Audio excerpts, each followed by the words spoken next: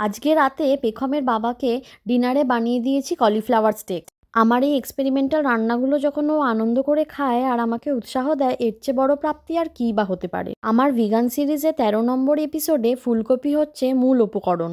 ফুলকপির সমস্ত পাতাগুলো ছাড়িয়ে ঠিক মাঝের একটা মোটা অংশ আমরা নিয়ে নেব। যেহেতু এতটা পুরু, তাই আমি একটু উষ্ণ গরম জলে ভিজিয়ে রেখেছিলাম একটা বড় পাত্রে। আমরা যখনই কিছু তরকারি রান্না করি সবসময় এটাই মনে মনে ভাবি, এটা ভাত দিয়ে ভালো যাবে না রুটি দিয়ে।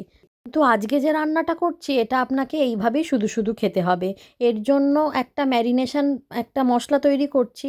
একটু tomato puree, olive oil, thyme আর অরিগ্যানো দিয়ে ভালো করে মিশিয়ে নিতে হবে। তারপর ফুলকপিটা গরম জল থেকে তুলে তাকে ভালোভাবে এপিট ওপিট সুন্দর করে মাখিয়ে নিয়েছিলাম।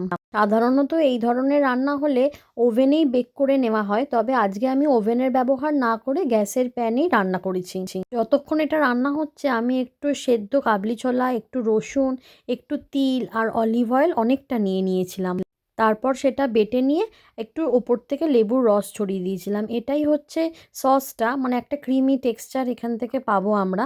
ফুলকপিটা মোটামুটি ভালোভাবে রান্না হতে সময় লেগেছিল 45 মিনিট মতন। এবার প্লেটটা সাজিয়ে নিচ্ছি। ওই যে সসটা তৈরি করেছিলাম তার ওপর থেকে ম্যারিনেশনের মশলাটা দিয়ে দিচ্ছি আর এই সুন্দর ফুলকপিটা ওপর থেকে একটু পার্সলে পাতা ছড়িয়ে সুন্দর করে গার্নিশ করে দিয়েছি।